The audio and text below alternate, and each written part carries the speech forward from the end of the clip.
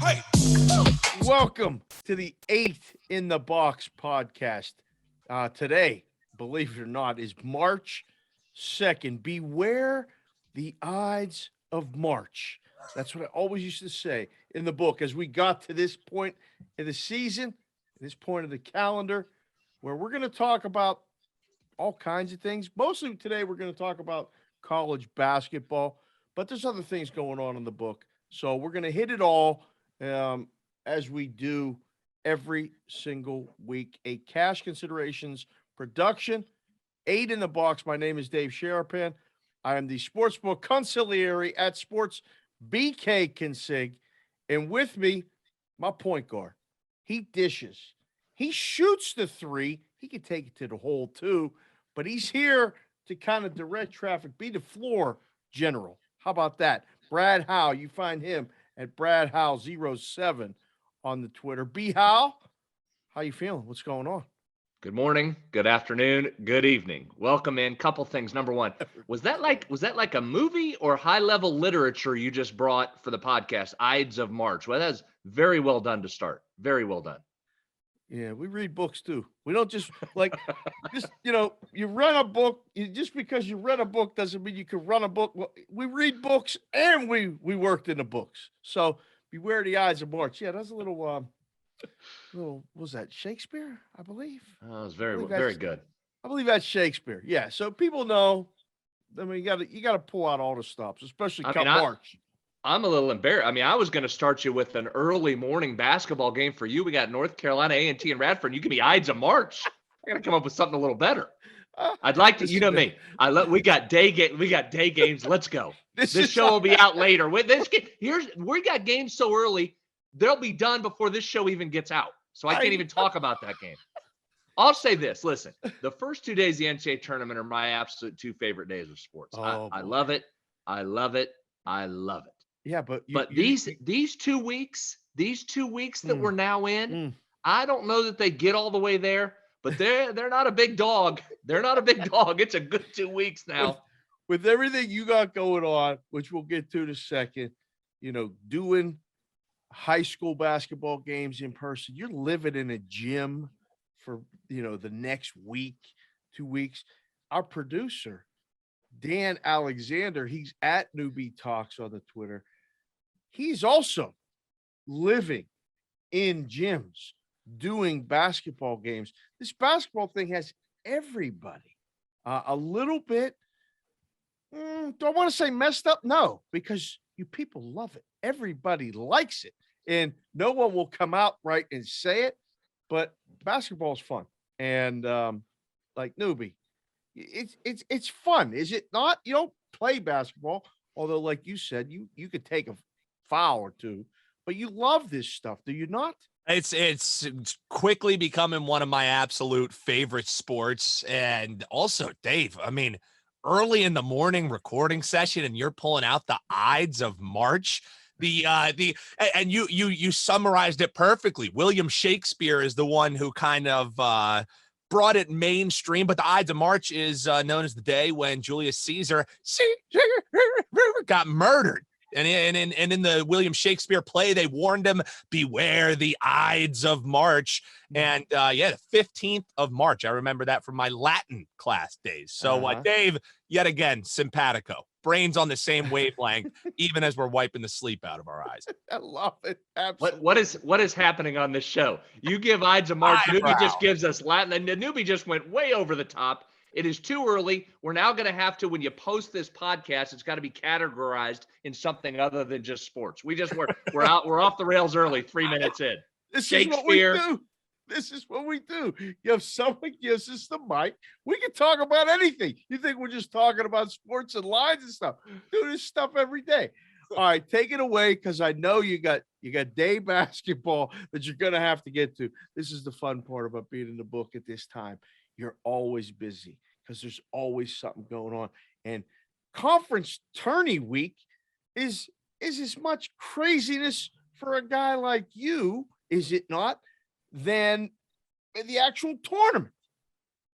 Yeah, that's what I'm saying. These 2 weeks, starting today. I mean, last night there were games, but today with day games running through the end of next week, it's just game on top of game on top of game. So yeah, I love it. I love this 2 weeks right into March Madness. Listen, I know people ignore college basketball. A lot of people do for a number of months, and then they try and get in now. And this is even later this year because the NFL went much later than it normally does. This is it. This is fun. The college basketball does the postseason correctly. College football is a disaster mess. I love the Bulls, but they're a disaster mess. This 4 or 5 week run of college basketball is awesome. So welcome aboard, everybody that doesn't stay here all year. Come on in. We got games. We got stuff. We got storylines. So let's start there with some storylines. Yeah. And I'm going to add to, I'll get to this in a minute. I'm going to add to last week's show when I gave you some criteria that the national champion for the last 17 or 18 years has fit into. Yes. The VEASAN guys, Gil Alexander in particular on VEASAN, went a little bit further with it and gave us a little more detail. And we've got the field narrowed down to just 3 teams right now. That's three teams that you want to look at for the national championship. We'll get to that in a minute. Let's go. Here we go. That's called a tease in the business, Dave. That would be a tease in the business. So stay tuned. Here we go. Just working. All right. Let's go to the league that I follow the most, the Big 12. First of all, because this is getting a little bit interesting here. Number 1 ranked league in Ken Palm, really good top to bottom, except for my poor struggling West Virginia Mountaineers who lost again last night. They can't get it right. But here's the story. How about you TCU? Said Big 10, and you mean what I say? 12? Big 12. Big 12. Thank you. I mean, that's just for all the experts that are going to watch the show and they're going to be like, this guy don't even know what conference is. I just want to make sure that. Thank you. Good clarification. 12. Yeah, no problem. Good catch. I was going to say, because the Big 10 ain't the best conference. If you were going to say that, you instantly had an argument on your hands. So, well, I've already got one by saying the Big 12 because the SEC people are going to go bananas. And they're going to be mad. Yeah. No, we got all the SEC, which SEC is very good too. SEC is good, but give me the Big 12. Let's go Big 12, number 1 in Ken Palm. I'm just using facts. I'm not using opinion here. I'm just going with facts. Well, now I hope that's what you should be using. Period in the book at this point of year is facts until. Well, here's facts. Half-court shot and covers. But go ahead. I'll give you a fact. TCU punched their dance ticket, right? TCU is having a heck of a week. Beat Texas Tech, and last night, Tuesday night, knocks off Kansas. So punch your ticket, so Jamie Dixon, TCU. They're in. They were probably in anyway. You get those 2 wins. They're no worse than 8-10 in this conference, and that'll get you in the dance. They might finish 9-9. No matter what happens in the Big 12 tournament. Well, regular season, 8-10 regular season. I know, but like no matter what happens, they're in. Yeah, they're in. I think they're in. Yeah, they're in. Put them in. Put TCU in. But here's what we're going to do off their win against Kansas. You know what we're going to do? We're going to look to fade them. You know why? They turn around and play Kansas tomorrow on Thursday.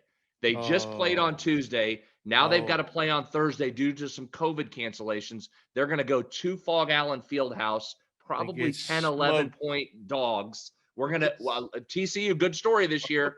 Give me a fade. Come on in, Kansas. But here's what's interesting about the Big 12, Dave. What are we doing? You said last week you didn't necessarily trust Kansas come postseason time. I don't. I really like Kansas. I think they got a load of talent. But last night showed why your theory of not trusting them is what a lot of people are saying. That's a team. They should have gone in and handled business against TCU. TCU's better. Kansas did not. Does that show up in a round of 32 game? Does that show up in a Sweet 16 game for Kansas? Are you still afraid of Kansas come March? I am. It's funny. I was down circa last night, probably a little bit too late, but there was a lot of Kansas people there. And, it's starting to happen. I'm out. I'm wearing a hat. Somebody's like, "Hey, man, are you on YouTube? You're the Consigliere." Yep. And I'm with some people, and they're like, "What are you doing?" And I said, "To recognize him. I don't know what to tell you." But I come back with them, with the Kansas, and I'm like, where are you guys from? Kansas. Oh, and the one woman had a Jayhawk jacket on. And I said, "What happened tonight?" And they're like, "It's okay. It's okay. We'll get the loss out now." And I'm like, "Oh, okay. All right. So you guys are good with the team?" "Oh, yeah. they're going to be fine. They're good. They're going to make a run. We're good. And I'm like, okay, I've seen this before. I'm just telling you, we've seen this before especially from like teams like Kansas. Everything's going well. Everything's going well until it's not. Is this a precursor to you for the Big 12 tournament? Because, I mean, books pop up odds on teams to win just their individual conference tournament. They're not up long. Talked about it with Peralt on Bostonian versus the book yesterday. Talked about it with WinBet senior trader Matt Lindeman, a good friend of mine. Not a lot of people bet these things. There's a lot of opportunity there. Is Kansas not only a play on tomorrow, they're going to smoke TCU after that, but do they win the Big 12 tournament, which I believe is played in Kansas City? Kansas City. So it's a home game for two different teams, either Iowa State or Kansas. They just bring the entire stadium is filled with one of those two fan bases. So I'm going to wait and see what the bracket is, because here's the second part of this. Here's the second part of the Big 12. Baylor continues to really impress me. I mean, I'm going to tell you what, they have fought through injuries. Now, what's happening with LJ Cryer, the guard? Do they get him back? And I still contend somewhere along the line, the loss of Jonathan Chenoweth Chachua, and I just want to say his name, Chenoweth Chachua. Say it again. Jonathan Chenoweth Chachua. Oh, the loss of him, Dave, I'm telling you, that's going to show up somewhere. So I am still uneasy with Baylor, 14-1 to win the national championship. Same odds as Kansas, but man, they had a good weekend. They beat Kansas at home, turned around 48 hours later, went into Austin, Texas against a good defensive team in the Longhorns and beat them. Baylor is doing it again. Injuries. If they get guys back, Chenoweth Chachua is not coming back. If they get Cryer back, look out for Baylor here. They're really good. They beat Kansas without those guys. They've learned how to play without them. Yes. And they're dangerous, right? And they have the pedigree. They won it last year. For people that don't know, they're the defending champion of this thing. So they've played in these tough games. He's coached in those tough games. My concern just with the Big 12 in general is I watched a lot of the Baylor game Monday night while I was on with Sports Grid. I was watching it, waiting for the games to go over. So many games go under. They don't like you. If I need a bucket, I'm trying to draw up a play, put you ideally in a corner, and you knock down a three. We know where to go to get a basket and to get points, to stop runs, and who to go to. Does Baylor have that when they need to score 70 to win whatever game they're going to play? Can they do it? Because the Big 12 in general is a defensive conference. I mean, the games go under. I talked to Big T, producer, back on Game Within the Game. They don't score. You're looking at something, aren't you? Yeah, ninth in the country in offensive efficiency. Here's their last 10 wins. Okay. 77, 65, 74, 81, 75, 80, 72, 66, 80, 68, and that's it. So 67. So here's the thing. I think this. I mean, they're 10th nationally in defense. So your point's valid in terms of a who gets you a bucket type of deal. They had so many multiple guys last year in the backcourt that could do that. I mean, James Akinjo's really good. Flagler's back; he can get you buckets. And then there's just a mismatch of Matthew Meyer, Kendall Brown, Jeremy Sohan. Those are two babies though. Brown and Sohan, true freshmen. I mean, that's my concern with them. They are a little bit by committee. Their top 7 or 8 guys are all dudes, but I don't know who the one is. Akinjo can get you a bucket when he needs it, but they're going to be a really interesting team. There's something about them that's holding me back a little, and I might just be dead wrong on them. I might be completely wrong on them, right? Because they fit every criteria that we're going to talk about here. They're legit. So you got to watch Baylor. Teams? I will tell you here in just a minute, but they are very, very well liked. All right, so there's a little Big 12 for you. One last thing on Kansas.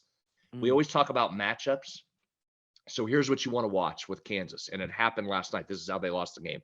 Their weakness is interior. David McCormick's very good in the middle, but they don't have a lot of depth in the middle. So if you get a team that can hit the Isn't this a offensive common glass, thing though? Like for college basketball teams in general, everybody wants to be like, Stephen Curry in the NBA and shoot threes. Like, who's good in the interior? Not this team, but we'll get to that in a second. And you may yeah, not I'll have get to one that's good in the interior coming Okay, up good. here. I'll tell you somebody that is. But in this particular case, the weak in the interior, where that gets you is if you face a team that's great on the offensive glass and you could get pounded with second chance. That's what happened last night. TCU is one of the elite offensive rebounding teams in the country. They killed Kansas last night on the offensive glass. There's your game. So when you're talking about matchups, we're going to talk macro here with these teams. But then when we get into individual matchups, if Kansas gets draws against teams that aren't good on the offensive glass, I'm going to like Kansas a lot more. If they run up against a team that can pound you inside and get on the boards, then I'm going to fade Kansas. So a lot of this macro stuff goes away when you talk individual matchups, and we'll do that as the season wears on here. And we can't really talk about that right now because we don't know the individual matchups. It's a unique thing about March in the tournaments. You don't know who you're playing until the next day. Or, you can set up the bracket and you can have this, this, this, and this. But even back in the day in the risk room, the turnaround was immediate. You had to have numbers prepared for either opponent in the bracket and then turn it up and then boom, take bets on it because you only had a day to really take bets on this stuff because then they were playing. So it's a fun time of year for everybody, but for the basketball guy or girl, this is, talk about it, this is a Super Bowl. This is a couple weeks where you can actually, have an advantage, make your own number, have an idea, look at these metrics that you're looking at specifically and go, I got a shot. I like this matchup. Yeah, and I think that's what you're trying to do is try and identify one niche like that. Okay, TCU is very good on the offensive glass. Kansas is not. I like TCU. You're going to have to move quickly and find that advantage, but those are the things you're trying to look for. So we'll keep highlighting those as we move throughout the tournament and we get individual matchups. Let's move to the SEC real quick so we don't get too many hate tweets, although they've probably turned the show off by now and aren't listening to how much we're going to credit the SEC. Let's talk about the SEC. Kentucky. All right, let's start with Kentucky. Yeah. Dave, I think they're really good. Yeah. They're going to have what should be the National Player of the Year in Oscar Tshiebwe. We told you about him on last week's show. We said, watch the prop line. If you get 13.5 on his rebounds, smash it. Now, I think the books are listening because I never saw 13.5 last weekend. It was 14.5. So you know what I said, Dave? Fine. Fine. DraftKings, you want fine. You want to go 14.5? I'll take my guy because he's going to put up 18 on you, which he did on Saturday. Cashed it. Last night, cashed it again. Saturday, though, they lost. They did, but I didn't care about that. I just wanted Oscar to get rebounds. I wasn't on the side. I just want Was that a surprise to you that they lost to Arkansas? Well, Arkansas is rolling 13 of 14 wins, and that was the second team I was about to talk about. So, so Kentucky for the first part. Remember, injuries are a factor. Ty Washington is back now at the guard position. He looks like he was back. Love the name. Love saying it. Can't say Ty Washington enough. That's a great first name. Give me some Ty combined with Oscar. That's the all-name team right there for them. Great. And they're really good. You talk about a guy that can go get you a bucket from the guard position when you need it. Ty Washington can. I like Kentucky a lot moving forward. A lot. So let's keep an eye on the Wildcats. That'll be a popular choice. And that's okay. Like this time of year, too. People are like, oh, I want to fade this. I want to fade that. Listen, the first week of the tournament, Thursday, Friday, Saturday, Sunday, is one of the biggest public weeks of the year in the book. A lot of guys take that time off. Those numbers are very tough. They're very, they call it an efficient market. That's what all the sharp guys like to say. I take that week off. It's too efficient. I can't beat it. No, it's a public week. You put up numbers and people bet. You'll have 90% of the bets on one side of the book, and you ain't got a shot. So Kentucky will be a very popular choice, and that's okay. And I might get to it in a minute. It might be a very good choice. Still Coming okay. up are All our right. 3 teams here. So don't be afraid of the Blue Bloods. The But what about tournament all is these other made. people in the SEC though? Like, I mean, Arkansas pretty good, no? Yeah, well, I'll give you that. The tournament is made for Cinderellas early, and then it turns into the strongest teams late. I mean, you can't waltz through this thing if you're not really elite and good. 6 wins to get a national title. Cinderella early, favorites late is generally how this thing goes. We'll get Clock into that always here runs shortly. out. The clock It always does. runs out. The glass slipper turns. You know, it's. I mean, is that a better reference than Shakespeare? I don't want to go too deep again, but like, Well, yeah, you already went highbrow. I mean, going a little Cinderella Disney's a little good. Brings more of the audience in and me in, quite frankly, instead of Shakespeare. Thank you. So Arkansas, 13 of 14, Dave. They're playing. The thing with them last year, I loved them last year. I was all oh, over them last year. I thought they were very good. Now, their offense was a little bit better last year, but their numbers are really similar to where they were at the end of last season, where they yes. won 8 in a row late, where they won one in Mhm. the SEC tournament, where they Mhm. got all the way to the Elite Eight. They don't shoot it as well from 3 this year. In fact, they're one of the worst 3-point shooting teams in the country. So if you're looking for Oh, maybe a flaw for Arkansas, can they overcome that? Again, we're back to matchups. If they need a 3 to beat somebody, probably not going to do it. They're very good. Are they too hot? Are they too hot here? 13 of this is 14 down the stretch. Isn't this a classic discussion? Are they too good? Do they need a loss? Do they need to mix in a loss? Which is probably a bunch of crap. But I think you got to say they're 13 of 14, Dave. They can't lose right now. that's so funny that you said that because you hear that in the book all the time. They need to lose this week before the actual tournament starts. It's okay if they lose in the SEC tournament. They're either going to be this number seed or this number seed. You know, it's not that big of a deal whether you're a 3 or a 4 or a 5. You know, blah blah blah blah blah.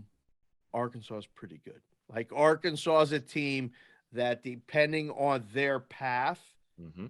they will be a play on. Can they get to the Final Four? Absolutely.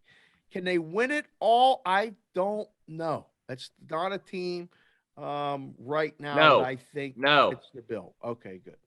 no. So just no. Good. Again, here comes the hate mail from Arkansas. Yeah. Sorry. All right. Can't win it. Very good. All right. Auburn. Now Auburn can win it all. No, they can. Oh, Auburn Didn't can they win it just all. lose on Saturday? Like the top 6 teams in the AP poll all lost on Saturday. Auburn Yeah, was one of 7 those of the teams, top right? 10. Yeah, 7 of the top 10 lost. They lost to Tennessee. Here's their losses: Arkansas, Florida, and Tennessee. That ain't Two bad. really good teams. One pretty good team in Florida, decent team, Yeah. top 50 team. So yeah, Auburn's got everything you want. They guard at an elite level. They can score. They're not great shooting the 3 either, but they're so good defensively. Defend the 2 as well as almost anybody out there. They protect the rim, number 1 in the nation in blocks. They steal the basketball. I mean, Auburn's loaded. Yeah, absolutely, Auburn can win it, no question. Okay. All right, so watch. I think the SEC's got, what did we just name? 3: Kentucky, Arkansas, and Auburn. Tennessee can make some noise, maybe make somebody uncomfortable early, but I don't know that I trust their offense. But Oh the boy. SEC's legit got 3 teams. Absolutely. They're all those teams like Tennessee. They're going to be mad at us too. So, I know you know, everybody's like gonna be mad. Well, it's well, all right. only one team wins, so we're gonna have 63 fan bases mad at us. You can only get to one. That's funny because there is only one winner in the book. And I tell people that all the time. Bet as many as you want. Try. But like you're reducing the odds when you bet 8 teams to win it all. You know, you have 8 to 1, but you're really only getting 7 to 1 if you bet 2 of them, 6 to 1 if you get, you know, like you're reducing the amount of money that you're winning because you're betting more. So just take that into account. But I mean, But a lot of don't you people, agree, though? I mean, it's nearly impossible to sit here today and pick one winner in college basketball. I yes, mean, people will, but there's a tremendous amount of luck involved in winning the thing, let alone winning your bet. I mean, winning the right. tournament takes luck. So what if I And get 3 different bets that are big plus money? I'll take a little bit less on each one if I broaden my chances to get a absolutely. win. And you should do that. I thought you were going mentioning the word luck. Ken Palm has a luck factor or something Mhm. now that people are talking about with a team like Providence, who just keeps winning. They finally lost last night, but they had already clinched their first ever Big East title, and they went into Villanova as 10-point dogs and lost by 2. A team like Providence is lucky. That's all the gambling community is talking about right now. Oh, I can't wait to fade Providence. I've been fading Providence. It hasn't worked out, but they're going to pay off. March is crazy, man. One is Providence a legit? I mean, you're scrolling on your thing right now. You're finding them. Lindemann told us that they were 60th on his power ratings. He's like, man, I went way down, Dave. They're really low. They can't win. What do you think of Providence? Yeah, talked a little bit about it last week. The computers don't like Providence. They've had They an hate it. unbelievable season. Ed Cooley did a great job. He should be National Coach of the Year consideration for getting them their first Big East title. But if you just go down the list, the 3 highest ranked Ken Palm teams they have played since December 4th. Okay. I'm sorry. Let me give it again. Since January 1st, the Okay. 3 highest ranked Ken Palm teams they've played, they've lost to. Villanova twice, Marquette once. Their wins over the teams ranked 70th, 185, 134, 49, 36, 70, 165, 107, 134. So, I mean, So I the hate to Big sit here East as a conference is not even close to being good. well, and I think it's good. I think there's a lot of good teams, but what you're asking me is elite. Can Providence win a national championship? If I could bet a no bet that's not minus 300 juice, I'd look at it. But I think you're going to get, if you get a yes, no, if you find a shop that gives you a yes, no national championship bet, I mean, how big of a no is Providence going to be? Their metrics are just, their defense is 64th nationally. You don't see profiles like that win national championships. Can they go in and win a couple games and make some noise? Absolutely they can. And that's why we have to look who Providence draws and then try and do the matchups. I just want them to get to the Sweet 16. So then I have a whole nother week to talk about how they got there. You could get big odds. I mean, a week ago, to get to the Final Four at FanDuel, Providence was 60-1. This morning, they're 19-1. So, and again, that you're going to see all kind of volatility in these bets. We used to put up stuff as much as we could, but the amount of movement on stuff, that nothing moves like it does in other sports or at other times of year, because you only have a couple days until the bet is settled. So you'll see movement like from 60-1 to 19-1 in a week. It doesn't necessarily mean there's a ton of public money on it, or oh my goodness, everyone likes this thing. No, 2 bets at 60-1 can get you to 19-1 if you take 2 limit bets in a market where there ain't that much money in it. So just keep that in mind too when you look at this stuff. Here's where Providence, and then we'll move on because you're going to hear a lot of Providence talk, because this is perfect for sports talk radio because of what I just said. There is no metric that loves the Friars, yet they're 24-4. So you can line people up on these. I don't care what the nerds say with the numbers.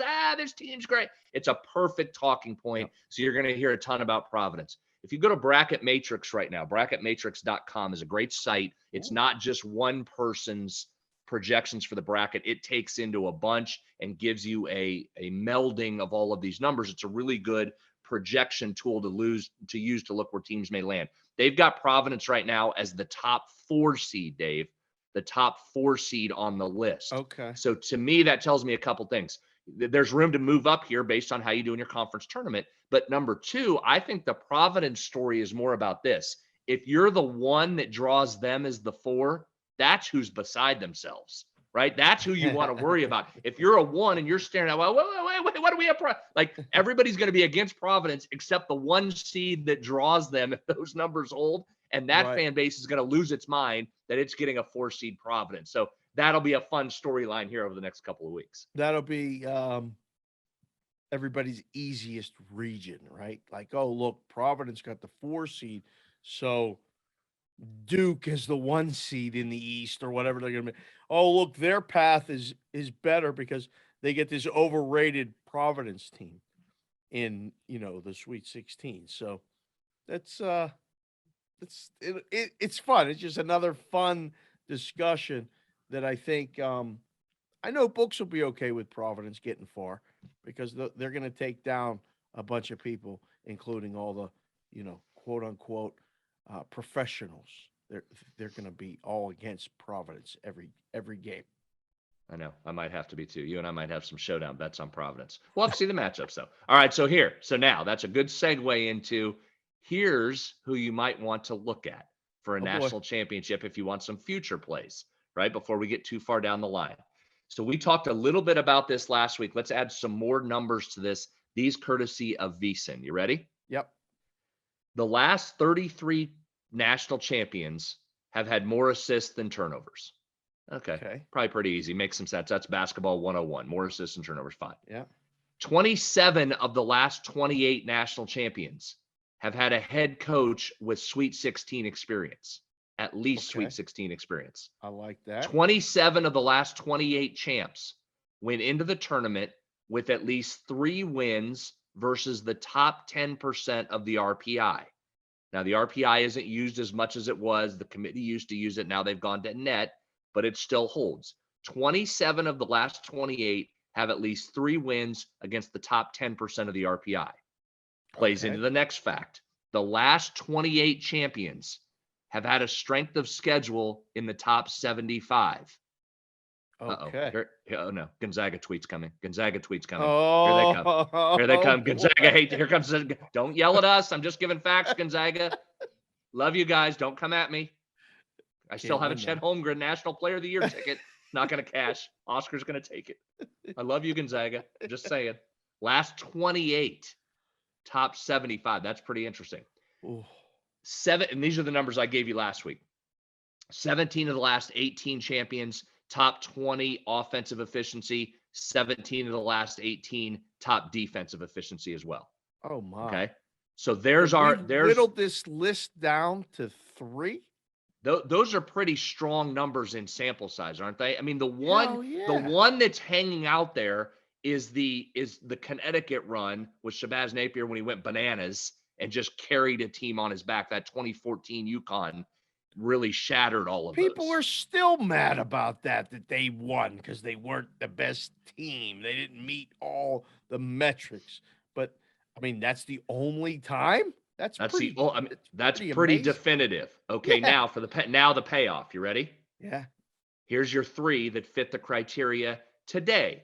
Now this is a little bit fluid. Wait. We used to do the highest total of the week music for when we had like something big like this. Newbie, can you draw that up right now? Can you drop that in real quick? What music do we need here, Dave? The highest total of the week. Oh, you want the highest total of the week again? I almost forgot it was on the board. It's been so long.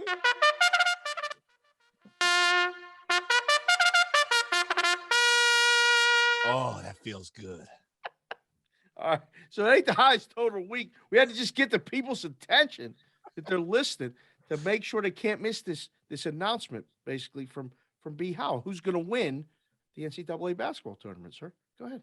We've got 3 that qualify here on March 2nd and 3 others that are sniffing around. So we've got 6 in the big radius. 6, but 3 right now. Here's the 3 that qualify. They meet every one of those criteria I just laid out. The aforementioned Kentucky Wildcats. All right. The aforementioned Baylor Bears. Oh, wow. Okay. And the aforementioned Auburn Tigers. Auburn meets all those? There's your 3. Hello, you're in. All right, so, now in the book, of course. Now you gave me the winners, but I don't want them. I want someone else. I want someone. Give me 3 because you just told them it's going to be one of these 3 teams. But I don't want to bet one of these 3 teams. Be how? Who else you got for us? I will give you 3 others, but I tell you what, those odds on those 3 are pretty good. I mean, you can get some good numbers. You should bet those 2 before the bracket is announced because the odds always, very rarely do they go back up. They usually get tightened down once you see the bracket because once the odds makers see the bracket, they can tighten the screws a little bit on a team. And especially with a Kentucky, right? Kentucky's going to be a public, as you mentioned. Yeah. Yes. Now, keep an eye out. We always say this all the time. If you find some books that are offering some promotions or different things, I went in last night and got a little bit of Kentucky. just a little taste of Kentucky. Yeah. It was 7-1. DraftKings was offering 3 different boosts last night on college basketball or the NBA. So I took one of the 25% boosts and put it on a Kentucky future to get me to 875. Nice so I'm work. sitting on 875 for Kentucky, which is pretty good, right? Nice work. Yes. Baylor, I got last night 14-1. What's wrong with that? So Baylor's one of the 3, got them 14-1. Auburn's the one that's come crashing down. I think I told you a while ago. I took them early. I got them way back in January at 28-1.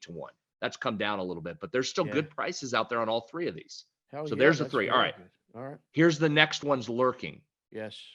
Duke may have just slid in to that group. Duke may be in the group. Their defensive Coach K's efficiency last round. This is last run. That's a good story, right? That's a good story if you're Duke. Let's look at their defensive efficiency real quick. So it's sitting today at 21st. So technically they're not in right this second, but they could slide in. They're right on the fringe. Okay. Duke's right on the fringe. Right. Mentioned Gonzaga. They of course hit everything except that schedule strength. Now, got them all the way to a national title last year, so you can take that with a grain of salt if you want. That's clearly a program that can get through, but it just hasn't happened yet. It has not broken the statistics that we put out there, but Gonzaga's right on the stretch. Here's the intriguing one. Did you watch Arizona last night? Hello. I did not actually. Arizona. I saw the highlights though. They lit somebody up, didn't they? USC? No. They hammered USC. It was. And USC's pretty good. Yeah. And they're really good. The size of Arizona, good Lord. Listen to this. 4 of their top 5 highest ranked offensive players. Okay. Yeah. So 4 of their 5 best offensive players. Right. Here's their sizes. 7 foot, 7'1", 6'6", 6'11". They are long and athletic. The only criteria Arizona doesn't meet. Head coach Tommy Lloyd in his first year came over from Gonzaga. He has no Sweet 16 experience. They meet every other criteria. Arizona is the 6th. So both Arizona and Gonzaga, they cannot meet the criteria in the last week here of the regular season or in conference tourney week. One other to watch. Schedule can't improve, and neither can this guy's experience. So I think, wow. All right. I like that. One other. I got one other. If you want to slide in another one. Yeah. Here's a lurker. All right. Mick Cronin and the UCLA Bruins. Really? They're hanging right around. Okay. They're hanging right around.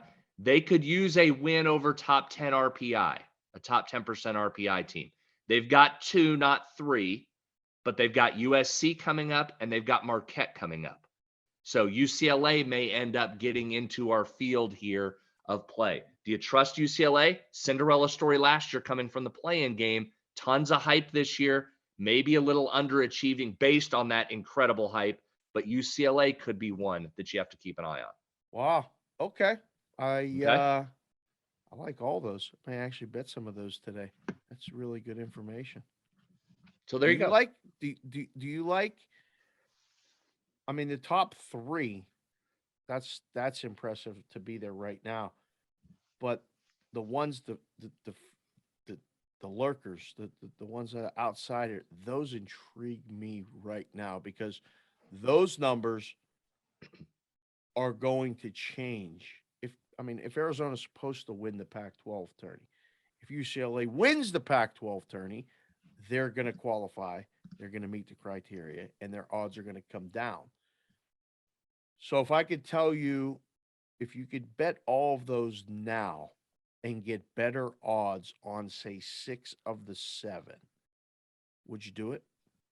Yeah, because I've almost done it. Right, I've taken 3 already. Arizona, I've got. So I'm just looking at DraftKings right now for the purposes of the show. 7-1 for Arizona. If you want to get in on them right now, Duke is 12-1, and UCLA's got some value. 25-1 for UCLA, still hanging out there. Gonzaga is just plus 350, so I don't know that I'll take Gonzaga. I might try and do one of those surround the field, except Gonzaga, and hope, bless their hearts, they can't get all the way there. Well, if you get them versus one of those teams, you can obviously just bet Gonzaga at that game, Yeah. you know, Yes. Yes. and get your money back if they win, but keep the other ticket alive. So there's a good strategy, and a lot of guys are doing this all season. They're buying these. They call it they're building their portfolio, and they're taking back in the day when Auburn was 80-1 and 70-1. They're buying them then, and they have Texas Tech tickets.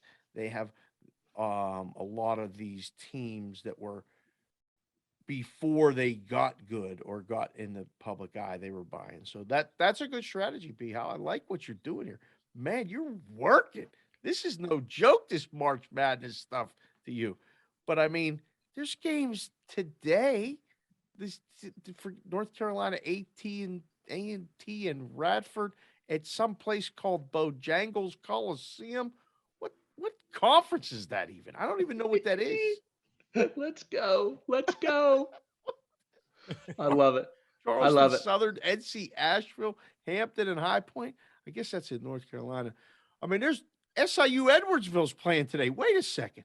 That's your squad. That's your S- fade. SIUE. No, we've done both of them. SIUE. No, we've done both of them. Remember, we've won on them and we've faded them. We've done both. We've done both. They're 3-point dogs today. I know. I haven't got there yet. I'm still trying to decide whether I want A&T or Radford. That's coming up next. You think I'm not getting on an 11:30 a.m. Wednesday morning game? I am absolutely finding something there. See, that's funny because that total side has flipped. It was 1.5 one way. It's now 1.5 the other way. Pick. You'll see so much volatility. And listen, this is one of the most fun times of the year for me to book it and be in the atmosphere. If you've never been to a sports book for March Madness, I highly recommend it. It's a great. Used to call it our clown trip. All the clowns. That's the way a lot of the boys like to hear me say it, especially the guys on Hammer Don, and I know B. Howe loves the Pittsburgh accent. We go out. We had a clown trip to Vegas where everybody just bet every game. You lived in the book. You had drink tickets. You bet these crazy things, 1st to 15 and all this other stuff. It was just hooting, hollering, drinking, laughing. Julian texted me yesterday, by the way, our friend Julian Edlow, DraftKings. Did you see what he Yeah. put on the Twitter? Well, yeah, he threw. I appreciate you trying to help me out. Julian throws us under the bus. That's typical Northeast Julian, right? Man. Just only about himself. Yeah, doesn't deal with us. He immediately said, "You got to take care of your own shit." I was like, "Whoa, hold on! You're trying to make arrangements on March 2nd to come to Vegas in 2 weeks? Like people ain't heard or made arrangements already? You might be watching it from the outside of the sportsbook, looking in, watching it on a glass or something." So, yeah, it's a fun time of year. But I mean, what else is going on, right? I mean, I do, but I just want to point out, like we've got plays on the Northeast Conference going too. You think we're just big boy conferences? We're not. Got Northeast, got a couple plays on Northeast plus money. Got a little A-Sun. Give me a little A-Sun turn. I'm not a big future player. Like I don't do well in the future, but I am in this stuff. Let's go. Trying to go. Yes, there is other stuff going on. I do have a couple things for you. I want to first go NBA with you. Give me a few minutes on the NBA. Let's go. I want to do a few minutes. We've got to talk NHL because we're just printing money over here in the NHL. We're just printing money. Consistent thing, actually. That's pretty good. It's just been there. So give me a little NBA first. I'll give you one nugget. Let me give you a nugget first. Then you can tell me some teams here. I'll give you a trend. Yep. You ready? Yep.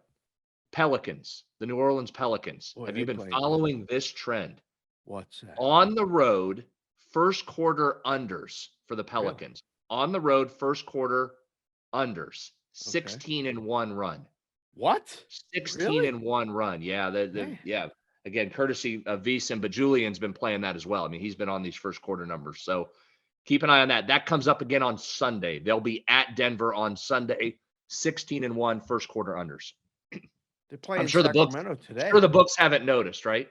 But they're at home. Are they at home today or are they on the road today? Oh, yeah, they're at home today, so they got to be on the road. Yeah, it's a road. It's a road trend. Yeah, road trend. So there's my one NBA nugget for you. Books don't really look at too much of that stuff, to be perfectly honest. They're stubborn. They don't believe that trends are not your friends in the book. Like the odds makers they just go, oh, that's just we'll just count that. And plus, the first quarter market is a good thing to specialize in like the first period market in the NHL, but the books don't even do enough business in it to even look at it. Okay. So I'm going to play it Sunday. You should. All right. Go ahead. What else? What are you watching in the NBA? There's a team we talk about every single week on the Cash Considerations podcast. We play this song. Newbie lives there. Newbie, he said, "What am I watching in the NBA?" Newbie, tell him who we're watching, please.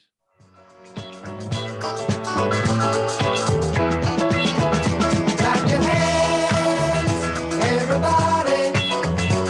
We're gonna get B. Howe infected by the song now. This has turned a staunch Boston supporter and Carl Haskell on the Cash Considerations podcast into an appreciator of the 76ers. It's turned the Consig's 8-year-old daughter into a full-fledged 76ers fan. That's all. That's the power of the song. She had to wear a 76ers lid to the Globetrotters last night. That's how infectious she is. Strong. Good color scheme tonight against the Knicks. People probably aren't going to hear this by then. I'm hoping it's another concession, march to the foul line for the 76ers, because now they not only have the number one best guy at getting to the line, he's got James Harden getting them to the line there as well. So Joel Embiid and James Harden, it's just they're the super foul shot bros is really what I think people are going to start calling them.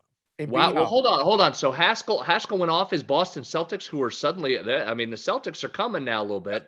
I hear a lot of Celtics talk. He plays both sides, man. It's absurd. He says, I'm about the Sixers. Then the Celtics beat him in a fluky game before the All-Star break. And he's like, the Sixers are going to win the title. He can't decide. He tries to play both sides, so he always comes out on top, B. Howe. And I'm glad we're exposing it here, because I'm sick of it. Either you're a Celtics fan or you're a Sixers fan. Pick a side. That's a tough one. You can't really be both, but he's that typical New England fan where, last year, the Red Sox, they weren't good. They're gonna blow it. They're not. Whoa, wait! At the All-Star break, wait, they're in first. Well, all right, maybe they're gonna win it, and then okay, they're gonna win it, and then they swoon a little bit and have a little bit of a setback in August. I knew it all along. They're not gonna win it, and then they got to the playoffs, and it was like bringing back the days of, Fenway Park and Jim Rice and Fred Lynn and all these people. We're going to win it. Oh, no, we're not. We're going to win it. He did it with the Celtics, too. Same thing. Doing it with the Bruins, although he's really staying true to the Bruins thing. He ain't going to like no other team in hockey. But that's sometimes you got to draw the line in certain things. Celtics are rolling out. Newbie was pretty strong there. Was Newbie that strong before the Harden trade, or he's got a little more bounce in his step because they got James Harden? Chest out a little bit further. He's got a little chesty right there on the Sixers. The chest is slightly out further, but the chest was already the top button was unbuttoned. When Harden came, man, about 3 buttons dropped. I'll say that much. Fair enough. They shoot free throws. They actually, they're playing a little old school basketball that we kind of played growing up or remember. They don't have to shoot the three to win basketball games. They can throw it to the MVP leading candidate in the book, and I think in the public eye, Joel Embiid can get 2. If he don't get 2, he gets fouled. Now he throws it out to another guy in Harden who can shoot the three, but who can pass, and like Newbie said, can get to the free throw line. I think the Sixers become an automatic title contender with this trade. The fan base is caught up. The books are catching up to the Sixers, but the Eastern Conference is going to be a minefield. This is going to be a hard. Miami Heat are the number 1 seed right now. They're the 5th choice odds-wise. I mean, it's the NBA after this March Madness. It's going to catch people need to be watching this now. The tournaments until the actual big tournament starts, there's games every day. So obviously college basketball is kind of in the spotlight, but don't sleep on the NBA right now. There's a lot of value on the board. Sixers and over, obviously, since the trade has cashed each time, but it's something that I think needs to be watched betting every day too, because they are one, scoring points, two, scoring them on the free throw line, which leads to overs overall. Okay, we'll watch them. Although, as somebody that's holding a Miami Heat Eastern Conference champion ticket, go Heat. Go Heat. I do love my J Butts too, so I can somewhat co-sign. Yeah. Go Yeah. Heat. All right, before we get out of here, can I give you a little NHL? You're a hockey Please. guy. You love hockey stuff. I love it. Let's go. This could very easily, we could just morph this right into a New Jersey Devils podcast if you want. We Just should. very easily. Just printing this money. Here we go again. Cashed again last night. Yes, goal in the first 10. Took us less than a minute. If you're holding that ticket, less than a minute. So what was the price? Did you have to lay 200? Because No. So it got adjusted back down. Was it what, Yeah, 160? but 170? What is it? it's what we always talk about. You got to hop early. Yeah, it was 160. So it's still juice. But by the Okay. time we got to the face off there, the opening face off, I mean, it was up to 200 first period over and goal in the first 10. So you got to move. If you see the Right. Devils and you want them, preferably even the night before. Last night was easy though because it was Columbus. So you see Columbus in New Jersey, you're like, I mean, come on with it. So I was Joe Public last night. I took each of those individually, first period over, goal in the first 10. I parlayed them with Villanova. I parlayed them over. Like, I'm bringing it all in. Let's go. Let's go. Oh, Because so I wanted you the turned juice a down. lot. You turned a lot of chalk into very little juice. Did you get it to plus money? Yeah, we tied it in with You two different did? college basketball games. Now I lost one of them because I had Kansas. I did tie. Okay. I mean, I had first period over like 4 different ways by itself and then tied into parlays. So yeah, just bring it all in. Oh, Here's that's the runs, wonderful. Dave. Here's the runs. 24-5 to the first period over 1.5. 24-5 for the Devils. 25-3 run on goal in the first 10. Yes. For the New Jersey Devils. I mean, it's just unbelievable. 25-3? 25-3. They've done it twice this week already. I mean, the Devils are just printing it. But again, so you're right, though. The juice is massive. So you're either going to have to try and get it early and get it as low as you can or parlay it in money line somewhere else with maybe a college basketball winner. And that is the book's only defense in a situation like this, but you really can't move the number. I mean, some books tried to go from first 10 minutes to first 9 minutes and 30 seconds. And then, it was like, wait a second, what are we doing? Move it back and just move the juice. 1.5. I argued all the time in a room, and I would still make that argument now. Just move it to 2 and give ourselves a shot. They won't do it. So the way they do it is to move the juice and make it a super price to pay, but it still goes over. So again, people new to the show, new to gambling, and you got to lay the juice sometimes. You can't just, always look for that plus money. And again, you can find creative ways to do it with parlaying it with something, or just know that, you're going to have to win, not just your normal rate. Yeah. You're going to have to win at a much higher rate to actually make money. But Yeah, man, and we talked earlier in this week. What did I say I had? I had 3 of those going with heavy juice. I hit 2 of them and barely broke even. right. So that's what you're talking about. You're hitting 67% and you're barely breaking even. So it's obviously not a great long-term strategy, but with them, I mean, that's an absolute freight train right now with the Devils. Goal in the first 10, first period over 1.5. I love it. See that? I mean, that's the kind of stuff that's going to go away. Obviously, when the playoffs start, like all of the trends and all these things that are successful for hockey bettors completely go away in the playoffs. And the playoffs become that, you're playing for blood every night, and it becomes a different type of betting opportunity. But betting the NHL playoffs is great. But these things, while you got them in the regular season, you got to ride them and enjoy them. So, is that it? Is that, you got anything else? That's all I've got. I've got a lot more stuff, but that's all I've got for you. We overloaded people with information today. That's all I got for the day. All right. Before we go, we got a question for newbie first. Noobs. So you got college, you got high school basketball you're broadcasting. You got all these trends you hear here, between NBA, the Sixers love. It's contagious. It's this, that. And you got lacrosse stuff going on. tell the people where they can get this lacrosse stuff. You're hosting the show, and you're giving out winners over there too. There's winners all over the board, dude.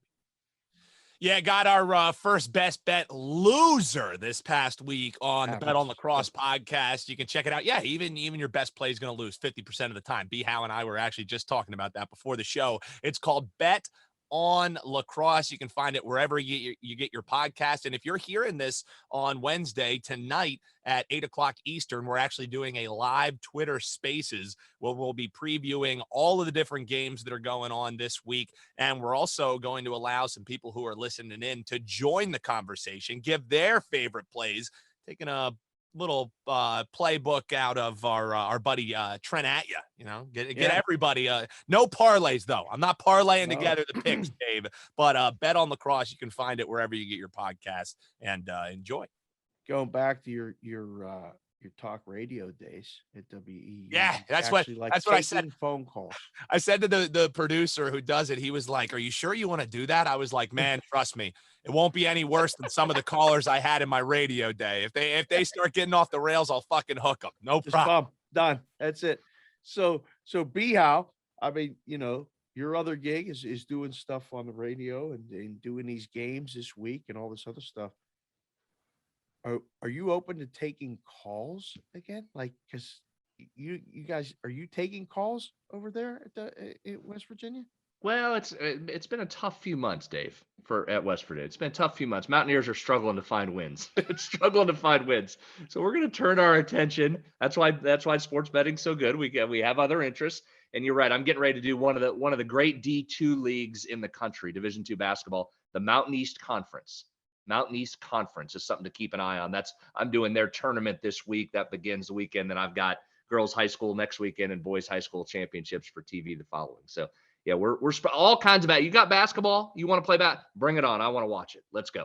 And give you the mic, because the man can talk and enjoys it and goes deep with all this other stuff. So that's good, boys. I'm glad you guys will be busy. I'll be doing what I do, which is probably another show. I'll be doing the shows nonstop all this week, next week, every week. One thing I won't be talking about is baseball. This is a Miami Giants hat. This is one of the couple that I picked up just recently. You find some scores in the book, you make bets, and you buy things that you don't normally see. I walked into a store to get one thing, and I left with 6. I couldn't decide which one to get, so I bought this beautiful piece. But I won't be talking about baseball because nobody's really talking about baseball right now. There ain't going to be no baseball. I'm fully accepting of the fact that we're not going to have baseball, bro, until probably May, after the turn of events yesterday. But that's it. That's all we got to talk about now. This has been the 8 in the Box podcast. Again, a Cash Considerations production. For the boys, he's Dan Alexander at Newbie Talks. Follow him to follow along with all the high school basketball stuff going on in Pennsylvania. And then we have Brad Howe, 07. He's Brad Howe. Follow him on the Twitter for all the what about going on in high school basketball in West Virginia. And myself, Dave Sharapan, the Sportsbook Consigliere at SportsBK Consig. You follow me. I don't even know what I'm going to post. Yesterday, I was at the Harlem Globetrotters show, and it was unbelievable. They're doing the same show they've been doing for 70 years, and I totally enjoyed it. So thank you for joining us. Thank you for watching. Hit the subscribe button on the Cash Considerations Podcast YouTube channel. We'll talk to you guys next week.